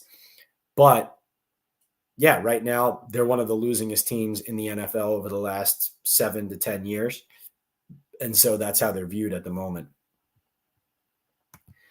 Larry says, when Barkley chose the Eagles, don't you think it was more than money? He had to be remembering how many times he was tackled behind the line of scrimmage. Yes, Larry, it was more than money. It was definitely in some way a return fire on Joe Schoen and the Giants and how they handled everything with him. regardless of whether Barkley ever says it, that's the ultimate revenge move, right? Against the Giants, is to go to the Eagles, their arch rival, and then to like lick your chops to beat them twice a year, what you're hoping to be twice a year. I think there is very much emotion tied into that as well. Of course, like he said, means a lot to him that he's near family, he's close to family. Of course, it was a team that was willing to pay him what he felt like he was worth. So that really was a big deal. But Saquon wants to win too, right? It isn't all the Giants. Like he wants to win, and he's going to a team that's saying like, run behind this O-line. Let's see what you look like, right? But yeah, I do think there was an emotional element to that after all the bitterness of how the contract negotiations went. You don't play for the Giants and be the Giants face of the franchise and develop your kind of hatred for the Eagles against the Eagles and against the Cowboys and play in the NFC East. You know very well what it means to switch sides and put on the Eagle green if you're a Giant. But Saquon did it willingly, eagerly, and immediately. And I think, yes, there was more to it than money. OG says, I miss Eli Manning and Tom Coughlin. Stanley says, right, okay, we talked about that. Miz says, Waller is holding us hostage. The guy is washed. It's really, really crazy the amount of time this is dragging on. I think we should start like a Waller retirement clock. What do you guys think? Hunter says, is there a tight end we could try to trade for, or would they stay away from that with a potential replacement from Waller? I don't think they would stay away from it. I don't think you're getting any elite tight ends on the market right now available. That's part of the reason why they drafted one. But certainly a position where they need, like, it would be nice to have a proven receiving target there rather than a bunch of blockers and a rookie developmental, not project, but like a developmental player who you don't know what he's going to be as a rookie. You do see promise, though. But it'd be nice to have a veteran pass catcher there for sure. They tried to sign Barkley first. If you remember, his representation turned down what would have been a great deal for him relative to the market. Giants wouldn't bring back their offer after that. Yeah, and then there was all the bitterness over the what Barkley felt was like leaks intended to make him look greedy. Bookend says, if we kept Tom Coughlin, we wouldn't have been this bad for this long. That was a mistake we've been paying for a long time. Bookend says, for a guy who couldn't even find a fitted suit in McAdoo. And Ben McAdoo gets a bad rap, though. He gets a bad rap. He got thrown under the bus for a Geno Smith, Eli Manning decision that went way above his head to, all the way to ownership signing off on it. Hunter says, I agree with Candyman. Why not stop filling us with BS or not telling us? But in this regime, they haven't been upfront with us at all, really. OG says, this organization couldn't give Eli Manning more help in his latter years. They got rid of Tom Coughlin too soon, and they let Steve Spagnuolo go, got rid of Odell Beckham just to draft another. Shake my head. You guys know your team. Hirsch says they finally got Ben McAdoo at Taylor, but unfortunately it wasn't Lawrence. I like that one. Hunter says, odds on us extending Slayton. Yeah, I saw that Darius said that he's optimistic. I saw him say that he doesn't want to get traded. He hopes that's not the result of this. Frankly, Joe Shane did not come off as anybody who was eager to extend Darius Slayton's contract, though. When we asked him about it after the draft, we'll see. I hope Slayton gets what he wants one way or another. I like him as a person. I love him as a player.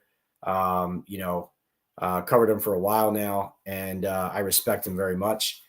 I think when I look at their roster, frankly, I know they got a bunch of young draft picks at wide receiver now, but to me, this doesn't look like a roster that can have the luxury of getting a proven, capable weapon off of their team. Like, I don't see them as having a surplus at wide receiver for sure. Bookend says, yeah, that's where Mara made a left when he should have just got a new GM. OG says, Ben McAdoo told them about Patrick Mahomes and they laughed him out of the building. Ben McAdoo was a damn good coach for us looking back at it, Seraph says. That's right. Yeah, he did. I mean, he did lose the locker room. He lost his handle on the players. in that second year, but again, was thrown under the bus for an Eli benching decision that was, above his head. Brett says, how do I bet on Jones being here in 2034? He's the man, Pat. Brett, don't throw your money away like that, man. That's what Hirsch says too. Speaking of Shepard, does he still want to play? Haven't seen a retirement post or anything, so he must still want to ball. At least as the season ended, I didn't get the sense from him and talking to people that he intended to retire. Maybe that's ultimately what he ends up doing, but I didn't get. I talked to some people about it. That was not his intention immediately following the season. The Giants definitely treated that as a send-off, like, thanks for the memories. You're not going to be on the team next year, though. So it'd be interesting to see. I've reported this before, but it's worth saying again. John Mara and the Giants have a great affinity for Shep. And so if and when he does retire, I would expect him to be extremely active and involved as a member of the Giants organization, as a career Giant, at least to this point. And I think that I could see Shep being like he's not Victor Cruz, but I'm just saying like a Victor Cruz type ambassador, like the former Giants, well-known player who's in the community, right? Like those types of things. If Daniel Jones is as good as some fans say, why isn't he good in prime time? Brett says, what was Justin Pugh's normal weight compared to what he played at last season? Oh, that's a good question. I talked to him about that. Let me see if I can find it real quick for you. He was down. You know what, Brett? I can't access that right away. In one of my conversations with him, I asked him about that, and he told me, I know, Brett, that coming off the ACL, Pugh was telling me that he was not all the way back to the playing weight he would want to be and to the full strength where the knee gets when you're fully healthy. So he played and helped the Giants. But part of what he was saying was, let's have an off season now to get back to the playing weight that is ideal and to get the knee, back to full strength, right? So I don't have the numbers available to me right here in front of me, but you're correct in assessing that he was playing well below what he is normally doing on the field as far as weight goes at the left guard position, and that he could be somebody who at fuller strength this year, brings an even better game to wherever he signs because he's putting on, the good weight and back to full strength with the knee. Hunter says, I don't like Deion Sanders' kid. He's got a big mouth. Keep him away. Shedeur Sanders, potential number 1 overall pick next year. Top quarterback, Colorado. Noel, what's up? He says, hey, Pat, do we know for sure whether Daboll will be calling plays on offense? They look more dangerous on offense when he called plays, like the second half against the Cardinals. I expect him to call plays this season. He hasn't made that official. I mean, there are some people who have told me flat out that, yes, he is calling plays this season. But I haven't reported that like that. I've just said he's expected to because until Brian Daboll obviously either acknowledges it or does it this season in week 1, and it's probably not something he's going to acknowledge, but I don't see any harm in doing it. I mean, after last year where you basically were taking it back, taking it away, giving it back, taking it away, giving it to your quarterback coach, taking it away, giving it back. He took away the offensive meetings from Mike Kafka for about a month there. So, I don't necessarily agree that they looked more dangerous when he called plays. I think there were times that he called plays and it helped, and then there were times that he called plays and it didn't. So, but I do believe, Noel, that if you're going to have, like, when your back's against the wall like this, like, you do whatever you do best. And I think if Brian Daboll believes that what he does best is calls plays in games for an offense, and that's the best way for him to put his best foot forward, then that's what he should do. Like, I agree with the move. OG says Deion Sanders' son isn't coming to the Giants. Simeon says the Belichick talk was epic. Yeah, I really recommend you guys listen to me and Gary talk about Belichick. I'm a fan says I would like the G-Man to seriously look at drafting Jalen Milroe from Alabama in 2025. He has a strong arm, and he's mobile. That is the kind of player, the physical build, the arm, the mobility, the talent, definitely a guy that they would consider. No doubt about it. He fits the bill. Hirsch says, keep an eye on Drew Allar. So Drew Allar is the Penn State quarterback. And if he came here, he'd be throwing to the Nittany Lions former tight end, right? Brett M says, in reference to the media talking about Daniel, you're not the media, Pat. You're cool. Brett, I don't think I've ever received a higher compliment in my life than someone telling me I'm not the media. I'm just me, and I'm cool. That I appreciate that. I'm not even joking. Like that's flattering for you to say, and I'm glad we're connecting like that. I really appreciate that. OG says we need to stop letting Daniel Jones come in between us. The guy got played. Once he's done with football, he's going to have a great life. Just opinions. Yep. Bookend says, not holding my breath on Locke. Stanley, I think I answered that question about what management sees in Daniel, but thank you for making sure I got to it. Simeon says Bears could have helped the defense in the first round. Yep. Yeah, right. They could have gotten the QB and helped the defense. They didn't help the defense much in the draft. I would have taken an offensive lineman with that second pick probably, though. OG says it's the interceptions that make Drew Lock a bad QB. At least he takes chances. Eli Manning did not. Eli Manning did. Let's not forget, people. Drew Lock isn't Eli Manning, but he'll throw the ball downfield, something DJ should do. Interceptions from Lock are his lack of being able to learn the playbook, says Bookend. Issue he had coming out of college. OG says, let's not forget that we went to the playoffs in 2022 with Gettleman guys, not Shane guys. I hope Joe Shane drafts well this year because it doesn't look good so far. Bookend says, if Dable decides Locke should start, I'll be rooting for his success because I want to win. We'll see what they do, but I'm not sure Locke is better. He's not a better player based on their track records for sure than Daniel Jones. But if Daniel's not fully healthy, and if Drew Lock is playing well, does that tilt the scales? Sean Lee says, Pat, why is everyone trying to force a quarterback on Dable? I know you remember the time when the fan base wanted Eli gone until he won a Super Bowl. Eli had his O-line and number one wide receiver. Let's give DJ a chance and see. Sean, I think you make a fair point in relation to Eli. I do think it's important to clarify that people aren't pressing a new QB on Dable. Dable and Shane scouted quarterbacks heavily this offseason to try to find one to move on from Daniel Jones eventually.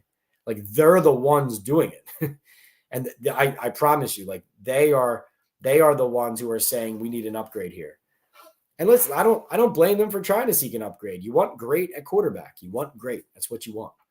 But I don't think, Sean, that people are bringing this information to you and pressing a quarterback on the Giants when they don't want one at all. That's not the case. Like, their actions and words and their beliefs and their feelings about this position and this player is what's driving this conversation. Todd says, why so much Daniel Jones hate? I love the kid, works hard, takes a beating. Shouldn't all Giants fans be rooting for him?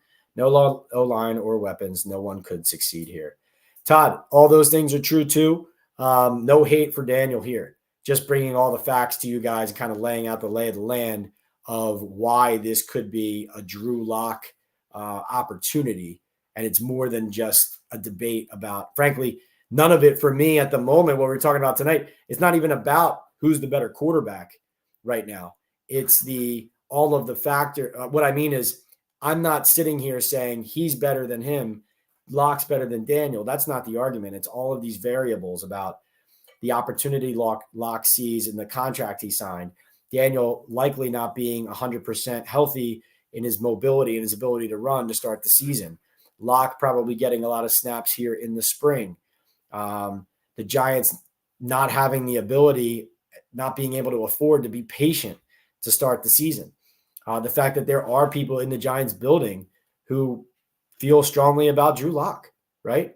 And there's people who feel strongly about Daniel Jones. Like, this is a real debate. Joel says, Pat, any update on Waller? No. Also, is Neal at OTAs? They should have him available to take questions.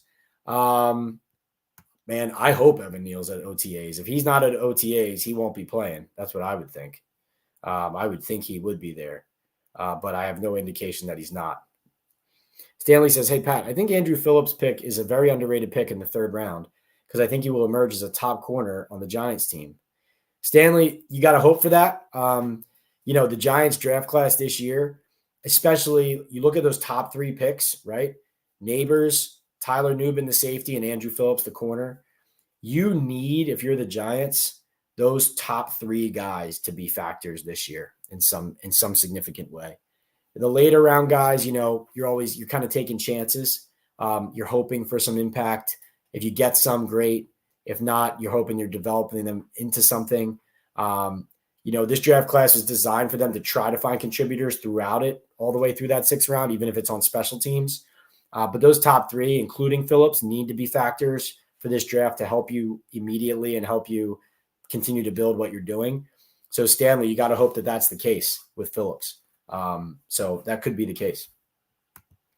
Bookend says, sometimes I think Daniel Jones is too much by the book. He's smart studies, but sometimes you just have to throw it and not be so technical. His processing ability and speed, Bookend, is actually quietly and secretly his biggest weakness. It's interesting. You would have thought coming out that his intelligence was like one of his top strengths. He masters the playbook. He does all those things. He works his butt off, all that.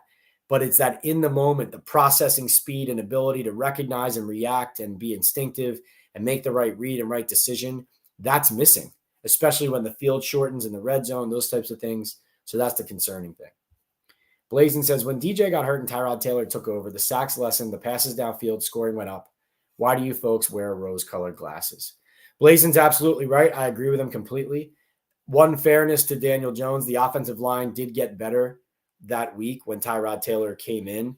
So it did coincide there that better players and a better line was back in front of the quarterback when Tyrod came in. So that's just in fairness to Daniel Jones. That's an absolute truth there. But Tyrod Taylor was the most effective quarterback on the Giants roster last season. And I think it was obvious. Simon, you got it. Thanks anytime for asking the questions and also for the super chat and super sticker. Let's see. J-Jan says, is Daboll going to call plays finally? I was told he is, J-Jan. I was told that a while ago. I'm not sitting here reporting that, I haven't come out and reported it according to sources. It's definitely happening because, just waiting for it to become official.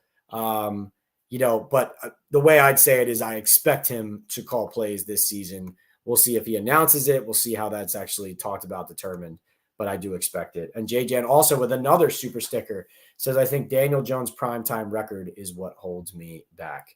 Not great. Let's see who is next.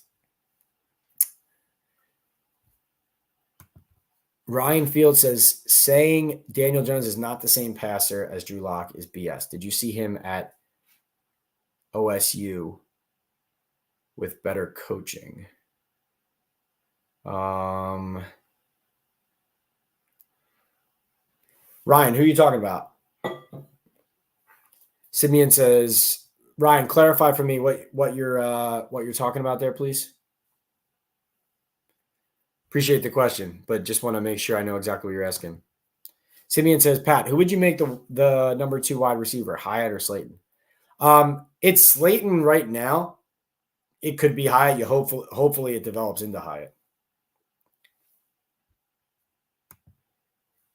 UGA dog fan here. Fields has the same issues he had in college and why Kirby Smart wouldn't start him and why he transferred. He did have issues at OSU when they played teams their O-line.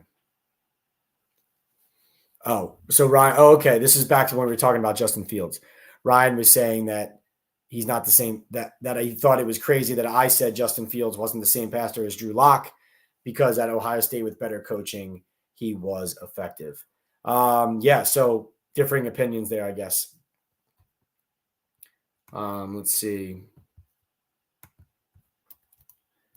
Playing at OSU is like playing with an SEC team in talent, but playing against inferior teams, says Bookend. Fields is a gamer. He's just not a good passer in the NFL. Ryan says, I hear you, but the teams aren't inferior. That's a great conference and also the conference of the current champs. They said coming out of OSU, his issue was his mechanics of throwing the football, not his processing speed necessarily, which was really bad with the Bears coaching. Bookend says, no, saw him coming out as a freshman, too quick to run, had issues learning pro offense. Why Kirby Smart didn't play him, just the facts. Penix is gifted and smart, but that ship has sailed. Bookend says he's a Dogs fan like a Giants fan. He follows all the Georgia players. So a lot of Eagles players there too. Joseph says Daniel Jones stinks. He's been in the league 5 years. Bad for 4 years, through 15 TDs in 16 games in his good season. The only reason he's still the QB is because of John Mara. Marjorie says absolutely deserves the thumbs up. Hi, Pat. First time. Neil, welcome to the program. Welcome, man. Thanks for being here. Longtime Giants fan. What do you think their record will be in 2024? Neil, I think the safe pick for me right now is 6-11. I think there's a chance, though, that they win fewer. I'm in that 4-5 range right now. I hope I'm wrong. I want to cover winning football. I want the Giants to turn this around. If they go on a deep playoff run and win a Super Bowl, maybe I get to write a book one day.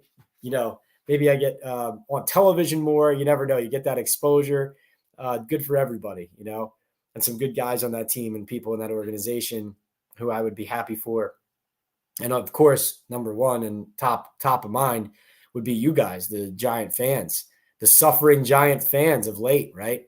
So Neil, I'm going to come out with a final record prediction probably after the schedule comes out, and then like one last one somewhere in training camp, or maybe at the start of training camp or middle of training camp. But I'm going to end up in that 4, 5, 6 range most likely. I would say right now, let's go 4. Let's see. Joseph says, isn't it true Belichick will never work for Mara because he knows John and his incompetent relatives meddle and overvalue their favorites like Barkley and Jones?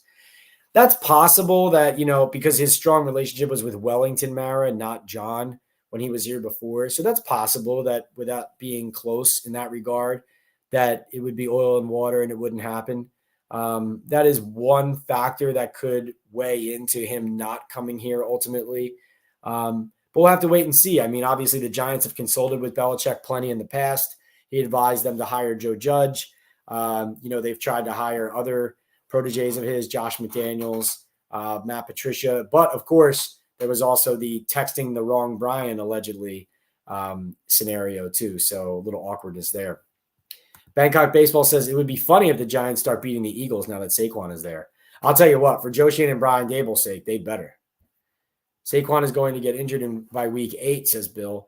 Overpriced running backs that are injury prone is a hindrance to a team, not an asset. It'll be interesting to see. The Eagles are going to be a fascinating team to watch. And the Giants Saquon Barkley dynamic, going to be a whole storyline to cover in addition to everything else going on.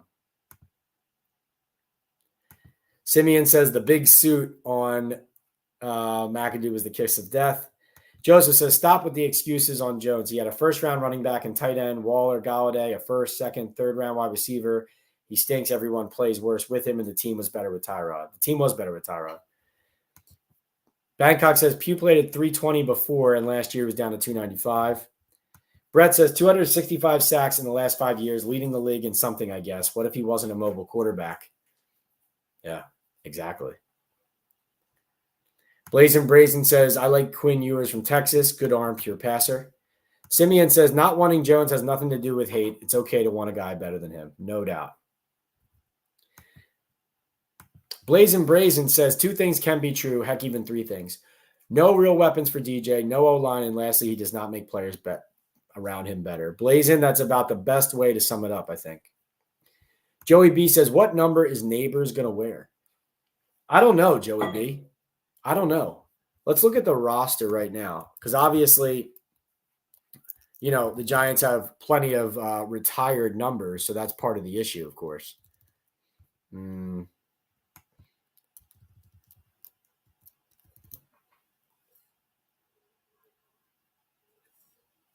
Nothing obvious jumps out, of course, when you look at the current roster. You're going to have to see who ends up making the team. Maybe because of his status as a first-round pick and the new money he's got in his pocket, maybe he can buy a number that he prefers off of somebody. Don't know the answer to that yet, though. That'll be interesting. I'm sure those jerseys will start flying off the shelves because, frankly, Joey, we talked about this last chat. Malik Neighbors is the new face of this franchise. I mean, you have Brian Burns, in tow. He could possibly step up and be one of those guys. You got Bobby, obviously a leader, but Neighbors, as the premier offensive weapon, as the shiny first-round pick, as kind of the new age representation of what Joe Schoen's trying to turn the Giants into. He's the new face of the franchise. So I understand why you're asking for that number. See if you can get that order in. Joey B says he would like 88. The old Hakeem Nicks, right?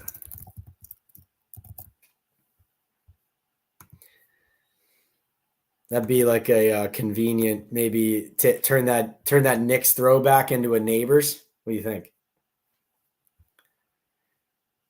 What a receiver Hakeem Nicks was, by the way, in his heyday, huh? He was awesome. Oof. Bookend says it's painful to see all these Georgia Bulldogs go to the Eagles. Bangkok Baseball speaks for all of us, says Talkin Ball kicks ass. That's right, Bangkok. Joey B says, I think Dex is the face right now until Neighbors can catch fire. Dex definitely needs to put his face front and center into the backfield every single damn play in order for the Giants to match their potential and be a competitive team this year. Knicks' hands are huge, says Joey B. Stanley says, hey, Pat, why is it the Giants don't draft the most talented players? They'd rather draft a player who fits their culture when talent is what wins games in the NFL, not culture. Stanley, you know what? I will say this. I mean, Joe Schoen has been more willing to take chances on guys with like flags, or like 3 of the guys he drafted this year had an arrest on their record. So there were culture fits in this draft, but there were 3 guys who've been arrested before too. So I actually think under Joe Schoen, and even like Kayvon Thibodeau, not talking about arrests, but there's a player who had, some teams had concerns over about where his focus was, commitment was, how would teammates react to that, all that kind of stuff. And I think a lot of those things have, I don't think scouts were terribly off about how he's a guy who's involved in a lot of different things, and somebody to keep an eye on in that regard as far as how he meshes and gels with people. So I think all of those things matter. I think all of those things are factors in the evaluation process. But I actually believe, Stanley, that in recent years here, especially this year under Joe Schoen, they have taken guys who weren't necessarily squeaky clean. So they're trying to take players they think they're talented. They're just not always hitting on them. Joey B says, Hakeem Nicks shook my hands once and he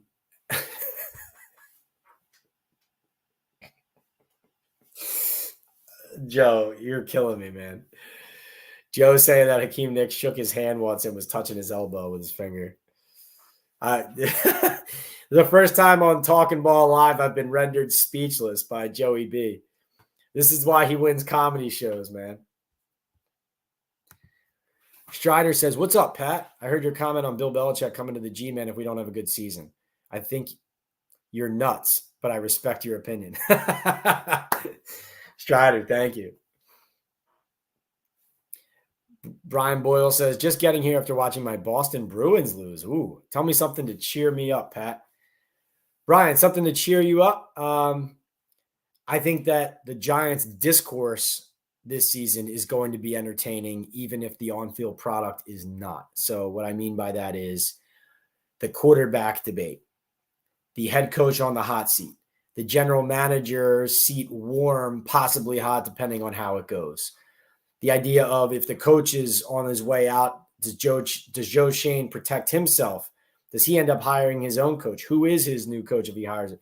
Is it Bill Belichick? Is that the coach who ends up coming in for the Giants? How does Saquon Barkley do on the Eagles? Does Barkley's fate with the Eagles reflect poorly and on the jobs of Joe Schoen and Brian Daboll? Or do the Giants put it together? Does the Brian Burns signing, the Dexter Lawrence, kind of follow-up season, Kayvon Thibodeau, year 3, Deontay Banks with a year under his belt, Bobby Okereke, a new defensive coordinator who actually does put it together after a disastrous DC search, after everything blew up with Wink Martindale leaving and Brian Daboll standing here without his best coordinator, right?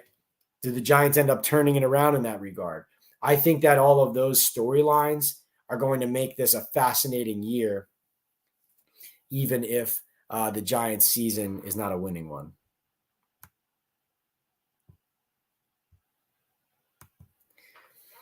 Hunter said, sorry about your Bruins, Brian. Hunter says, shit, I didn't know 3 of the draft picks have been arrested. Who were the 3 and for what?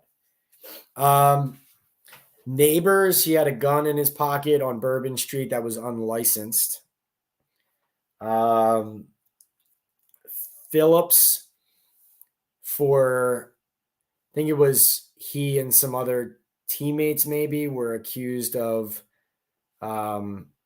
it was like misdemeanors at a frat party. And then they felt like they were wrongfully accused and they ended up suing the people who had reported on them or had them arrested and accused them of what they felt like was unfair and inaccurate. And then the Penn State tight end they took in the 4th round, I believe, had something on his record as well related to a misdemeanor, I believe, in regards to a frat party as well. Simeon says, Laramie Tunsil certainly should have been the pick had Maras not wanted choir boys. That's fair. Strider says, Akeem Nicks was one of my favorite players on the G-Men. Too bad his career was cut short by injuries. Let's see. Super talented, and to me was a Hall of Famer if he stayed healthy. Yeah, what a player, man. Bangkok Baseball says, can Boogie Basham play 3-tech? Boogie is a guy who should be able to play that and can play along the line. That's part of why they brought him here, because of his versatility. So the answer ideally is yes, but can he play there consistently, be effective? That's the other question. But yes, part of his ability to play along the line is part of why they feel like he could be valuable to them, Bangkok. Joey B, so funny. A2ZB, what's up? He says, hey, Pat, was watching the Leafs extend the series to 7 games. What do you think Neighbors' effect on the team will be, regardless of quarterback? A2ZB, I think the best thing about the Neighbors pick is just that regardless of who the GM and coach are in the future, regardless of who your quarterback is in the future, you have now what should be a foundational offensive piece who hopefully brings and attracts people here. You know, the kind of playmaker who people watch what he does on Sundays and Thursdays and Mondays and says, wow, if I block for that offense or I throw for that offense or I play across the formation at another wide receiver spot for that offense, like that's going to help me as well. And we can win with this guy. You know, he is that type of talent. Now he's 20 years old. It's going to be maturity, needs to grow, right, as far as being in the limelight and the New York spotlight. And he's going to have to do it, right? He's going to have to perform and do it on the field for sure. But I think that's the most exciting effect it'll have. Be interesting, though. Only at 20 years old, it's going to be a lot of pressure on him to kind of help carry the offense this year. It's going to be could be dicey if it doesn't go right. Steven says, I will never forget the Knicks halftime Hail Mary against the basically unbeaten Packers. Who said Coughlin wasn't a dog? Speaking of Knicks, the Knicks are neck and neck in Game 6 going into the 4th. Oh, boy. I was just about to check that score. Strider says, Pat, if you don't mind me asking, how long have you been reporting news on the G-Men and when did you start? No, great question, Strider. I started in 2016 full-time. That was when I became the Giants beat writer at the Daily News.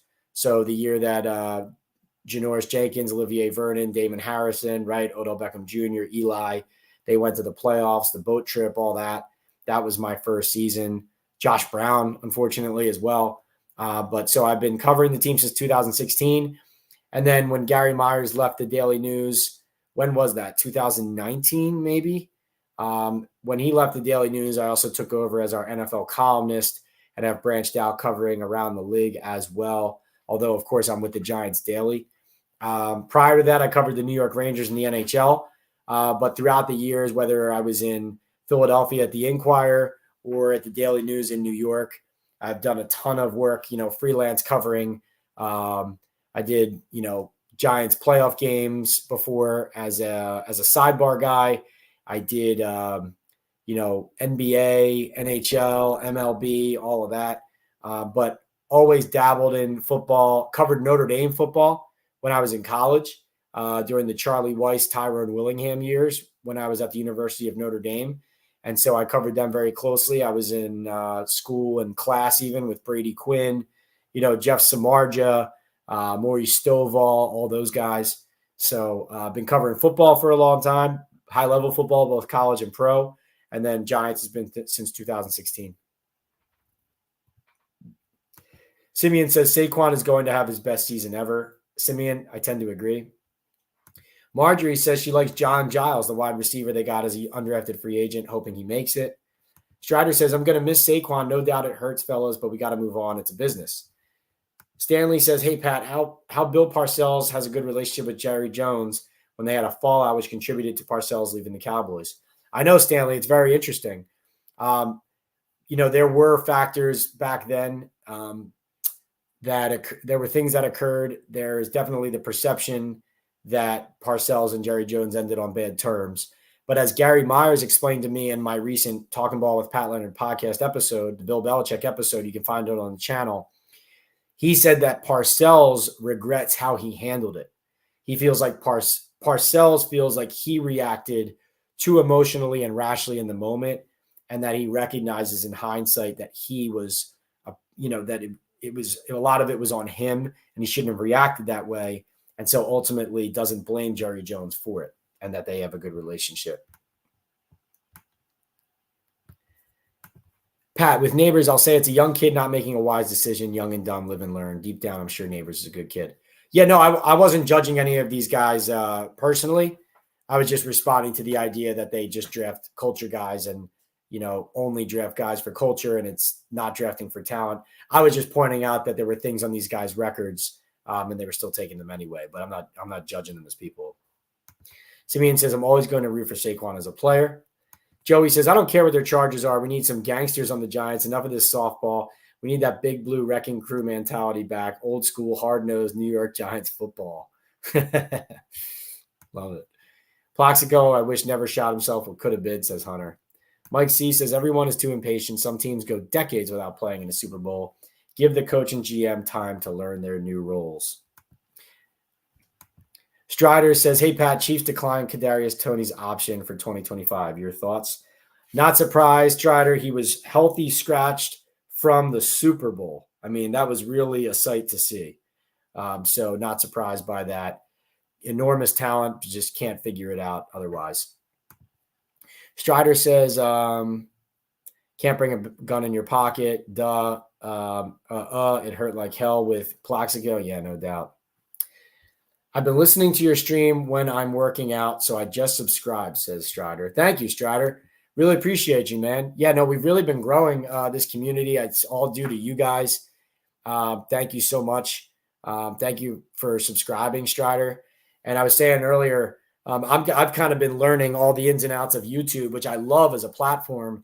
And one cool feature it has is when you turn on the notifications here, that they really are clean and well presented and helpful. Like if you want to come on the live chat on a Monday night or it's a Thursday and you have a busy Thursday, you might forget that we're going live Thursday night, but I might be planning to break news that night. If you set notifications for on the channel, it'll pop up and tell you early in the day, reminder, I'm going live. It'll have the icon. It'll tell you what we're talking about. And then it'll give you a reminder closer to it as well. And also tell you when I'm posting new podcast episodes and things like that. So I would recommend turning that on. If maybe some people aren't notification people, that's fine. But I've had friends tell me that that's a helpful way for them to kind of like during their busy schedules, remember that it's going on. But thank you for subscribing. Welcome to the community. How many of those sacks are on Daniel Jones? The O-line wasn't great, but he caused plenty of those sacks with his terrible pocket presence, says Joseph. Definitely the most sacks were on Tommy DeVito last year. Yeah, it's there are some people, experts in the league, who say that sacks is a quarterback stat, not an offensive line stat. Simeon says Kadarius Toney did it to himself. Joey B said, oh, yeah, we were just saying that the other night. Hope he plays in the USFL. It's interesting. Wouldn't he be kind of an ideal kick returner, though, for somebody right now with these new kick return rules? You would think. How he is still on the Chiefs right now is crazy to me, says Hunter. I'm returning kicks with the guy. That's what I'm doing. Pat, how do you feel about the hip drop tackle? I think it's nuts. Doesn't make sense. Yeah, Strider, I think like legislating defense out of the game is a bad thing. Like I think that let the guys play a little bit. I'm for player safety, but like for them to take the hip drop out and then put the kick return back in, and now they're saying that the players can wear the concussion foam covers over their helmets. It's like that's classic NFL to do something that looks like they are prioritizing player safety rather than, years ago, just doing the things that actually do prioritize player safety.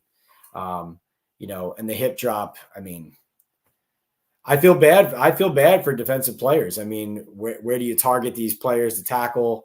You can end up in a lot of positions where you committed a penalty or called for a penalty where you weren't trying to do something, but it happened anyway. I mean, this sport is so much faster and harder to play than people realize down on the ground floor. It's crazy. Simeon says he has plenty of time for his rap career now on Kadarius. Larry says, TAMD, take a man down. Pat, I say the industry of football is using a toolbox of 50% for the purpose of tackling. I know this is blasphemy for an NFL insider. I know this since 1962. Larry says, I have slow motion video to illustrate this point. I need a conduit to an owner. Could I send you an email? The industry of football is using a toolbox of 50% for the purpose of tackling. I know. Yeah, Larry, pleonard@nydailynews.com. That's where you can email me, pleonard@nydailynews.com. Hunter says the whole sacks is a quarterback stat was proven wrong by when Patty got murdered by the Bucs in the Super Bowl. Patty Mahomes. Yeah, Simeon says that's ridiculous on the covers. Joey says, you think anyone is really going to wear the helmet covers? What's the chatter around the league about that? Joey, did you see Cam Brown's Instagram post on that? He posted that he said, I will open palm smack the first person I see wearing one of these in a game. Strider says, Pat, I feel like we are going to see players not even try to tackle if an offensive player gets past them. Sometimes you have to tackle the player from behind, being handcuffed here. Yep. No, I agree. It's brutal. Larry says, Joey says, Larry is going to send you something off the dark web, Pat. Don't do it. It's too late. It's too late. I gave him the email. A2Z Me says, since you're still here, does Evan Neal get the whole season to figure it out, or is his leash real short before he's pulled for good? Thanks, Pat.